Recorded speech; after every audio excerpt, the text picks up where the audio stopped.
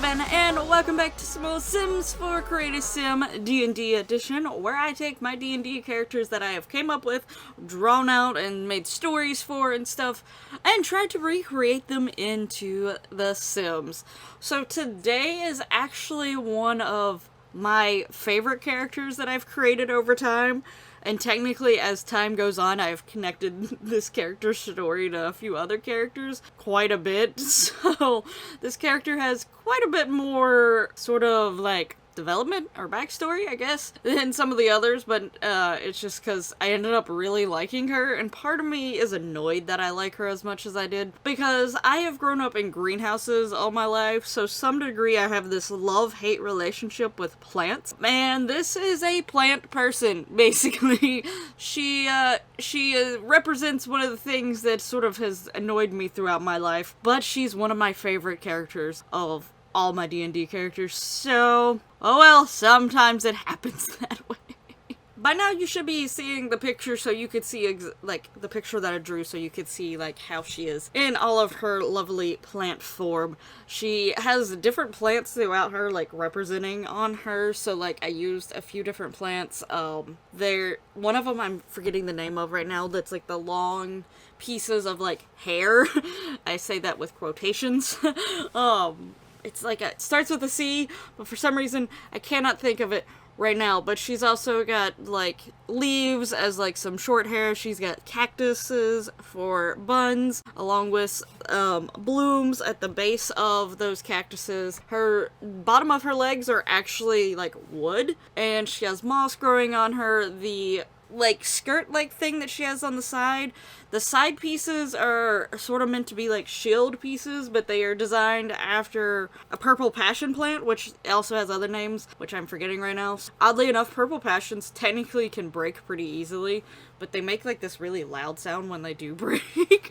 But for the sake of D&D world and Forsythia, these actually are stronger because they're a little bit bigger than what the actual plant is, so when it comes to her, so yeah.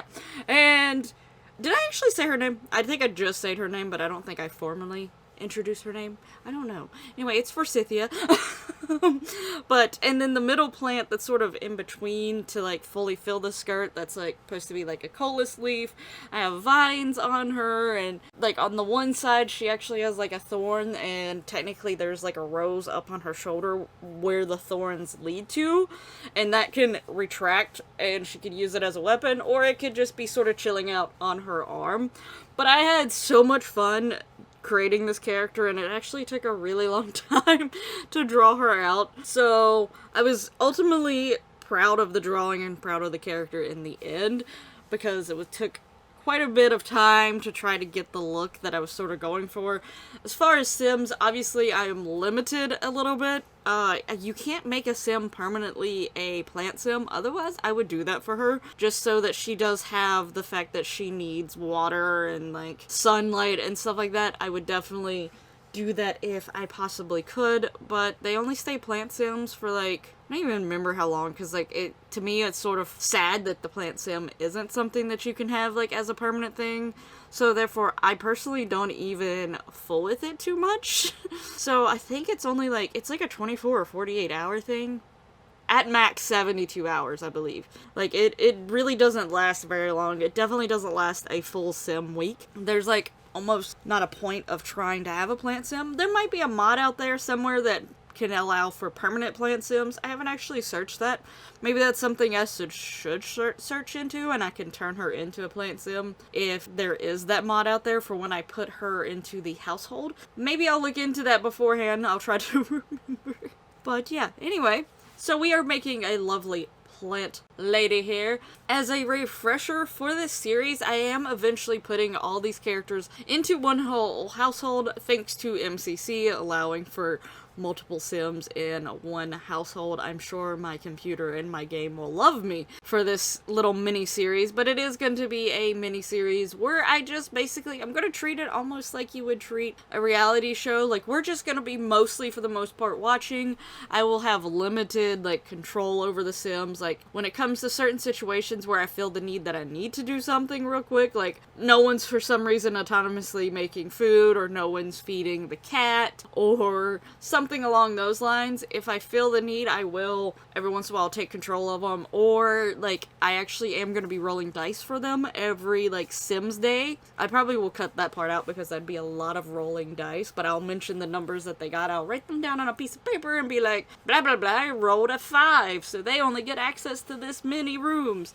But yeah, so I need to control them to make them go back to a certain spot or get them out of a certain room. That's another thing I'll do, because according to the number they roll, depends on which rooms they get access to. If they roll a 1, they're stuck in their room all day. Hope you're okay with the rooms I designed for you if you roll a 1.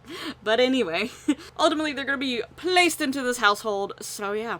Well, Forsythia will be one of the lovely, lovely creatures into the household. So, with Forsythia's backstory, so Forsythia actually used to be a very powerful being. She actually is like the daughter of Mother Nature, is my simplest form.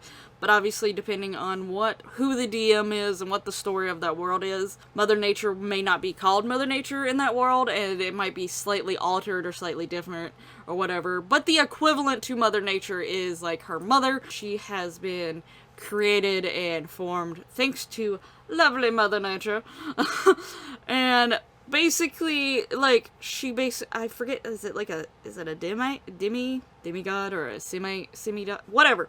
Anyway, technically she is like a deity in a way, but her powers all come, like her powers, abilities, whatever, they all come from Mother Nature and thanks to Mother Nature. And basically, like, even though she is a full-on adult and has been around for a long time, the lifespan for, like, her obviously would be a little bit different than the lifespan of someone, like, that was just a normal human being, or even, like, for some reason, a normal plant sim. So, yeah. Anyway, or plant person. But yeah, she's a little bit different. But eventually she goes through this phase where, like, she feels like everyone equates her back to her mother all the time, and, like, you wouldn't be anything without her or whatever. And Forsythia sort of goes on this little rebellious streak where she, like, complains and is sort of irritated by all that, and is like, I could be just as strong on my own and all this stuff, and, like, starts having basically almost like a teenage scuffle with her mother, basically, even though she's not a teenager. Maybe for her lifespan, maybe she's hitting into what would be those teen years, but she's been around for a while at this point. But yeah, so she's having a little rebellious streak, and eventually Mother Nature, or whatever the equivalent would be in the world that she is set in, would basically is like, oh, so you think you can do just fine on your own, and basically takes all of her abilities away. He's like, you'll have to work your way back up now. See how well you could actually do it. And I think in some ways the way I would see it is like Mother Nature knows that Forsythia probably could be just fine on her own, and she actually could grow herself and become naturally strong on her own. She acts this way to almost motivate Forsythia even more to actually try to do good and try to actually better herself, so that she doesn't get too wrapped up into like, I'm awesome, I have these powers, and, you know, I'm related to Mother Nature, blah, blah, blah, you can't do anything to me, I'm better. Like, not to have that mindset, and if she earns these things on her own and stuff like that, she'll sort of have a better mindset of things and stuff like that, if you get what I'm saying. Forsythia, basically, I imagine her at one point, you know, she was like this head of like this sort of group, this almost like an army type thing, that she protected like one particular forest, and, you know, she would go out if there was ever any other forces that was at least somewhat close by and that were in trouble, she would actually go out there and stuff like that.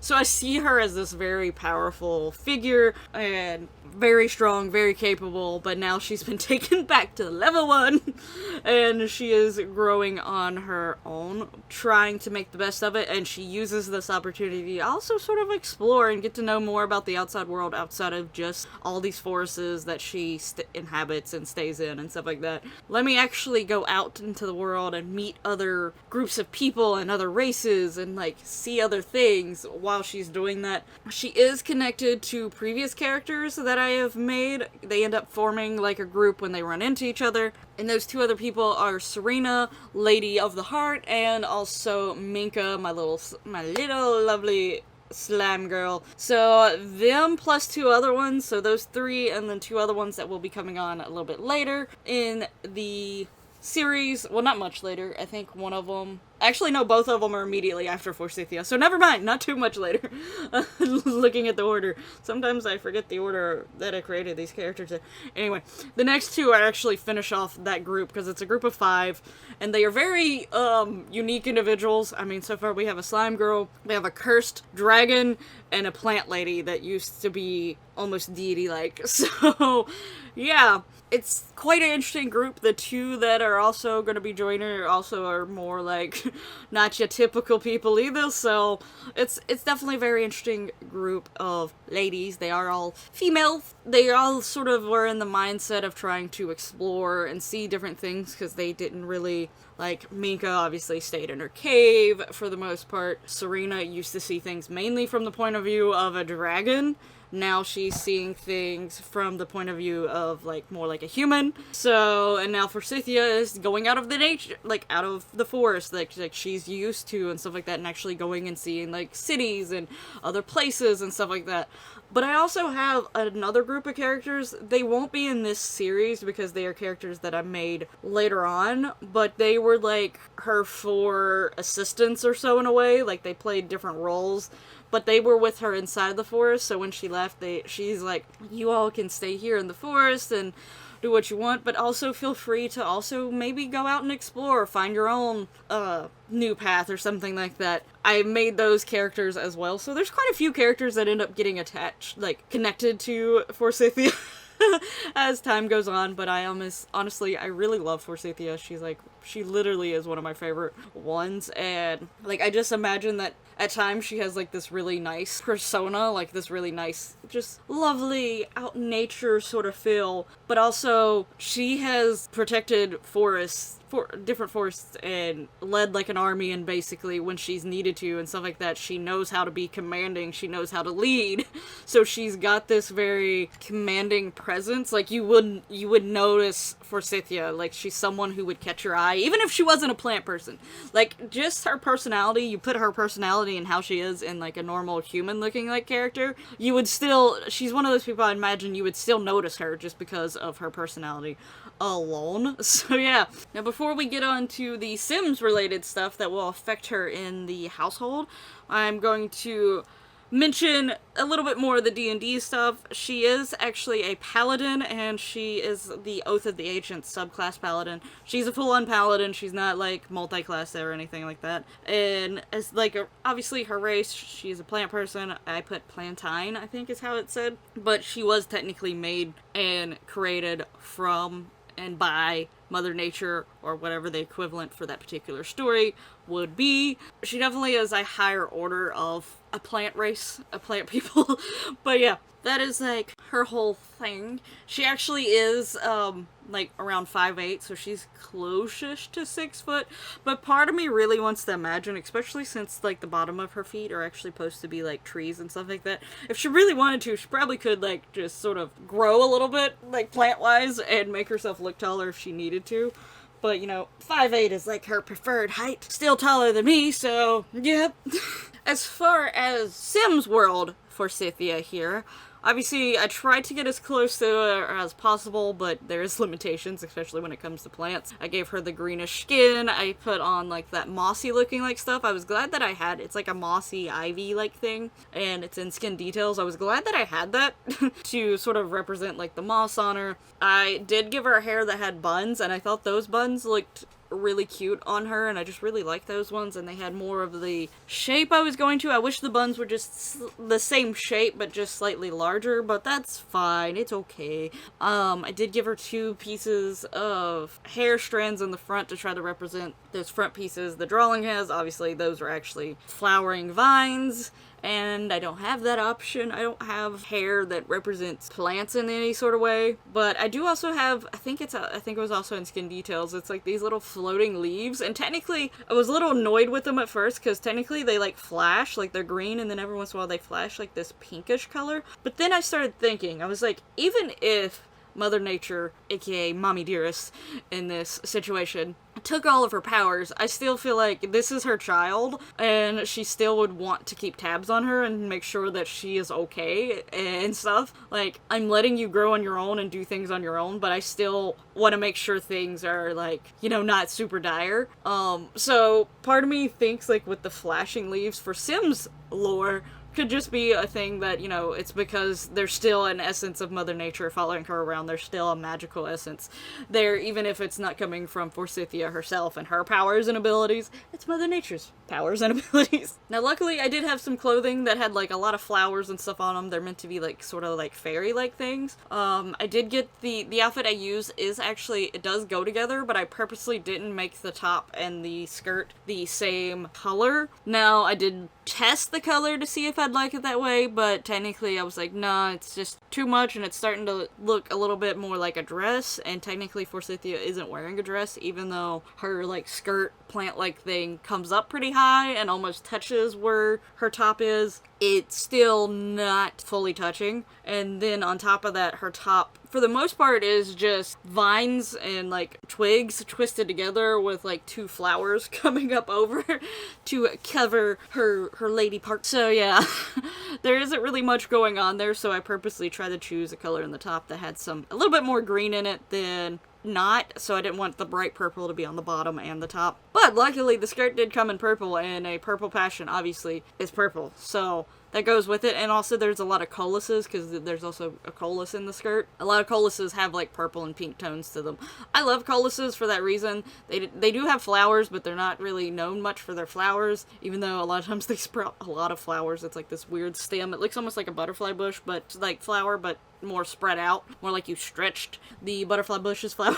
They also do come in purples and stuff though too, and that's why I like them. They're not just green. Like, I like plants to have color, but green is obviously the main color, which makes sense, but coluses are one of the plants that don't fully fit that norm. There's a lot of them that have almost no green on them at all, and so it sort of worked out. I got as close as possible as I could. I'm really happy with how she turned out. I hope you all like how she turned out as well. Now, with traits and stuff like that, I made her a freelance botanist because it was, like, one of the main things, like, one of the main aspirations. I had to deal with plants and stuff like that. Made sense. Gotta be with plants. I also am, hopefully, because, you know, I'm trying to do the 5 traits thing whenever I move them into the household. So, loves outdoor, green fiend, ambitious, self-assured, and recycle disciple is hopefully going to be her 5 traits. I did pick which 3 I would mainly want if I couldn't get that mod to work at the time of recording the little mini-series. And those would be self-assured, green fiend, and loves outdoors. Loves outdoors and green fiend is pretty obvious. She's a plant person. Obviously, she would like being outside. She likes plants. She likes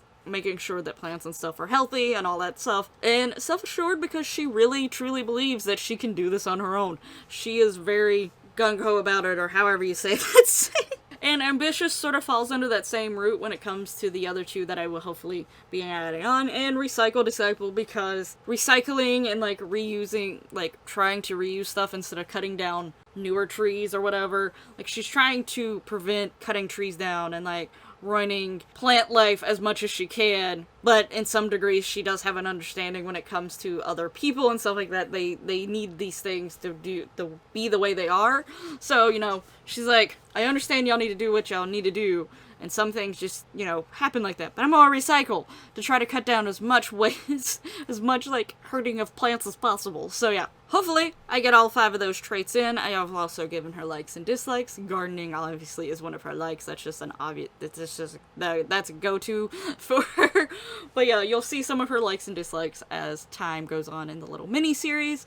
I hope that you love Forsythia, or at least like her in some ways. Let me know your thoughts of Forsythia down in the comments below. Who is your favorite character so far? Who are you most seeing into the little mini-series? And maybe those are different characters, so I definitely would love to hear from you down in the comments below. You may like one, like the look-wise and like the story, but you might be interested to seeing one particular one in the house because you know they're probably going to cause chaos. So, understand. I get that. Thank you so much for watching this episode. I hope you enjoyed. I hope you're liking the series. There's a link down in the description below, as well at the end of the video, for the playlist if you have missed any of the characters. We're like getting in the 20s now, I think, of characters. So we're definitely halfway through the characters, or we're like right on half. We're like right close to half somewhere. But yeah, so thank you so much for watching. Hopefully I'll see you in the next one, but until then, bye!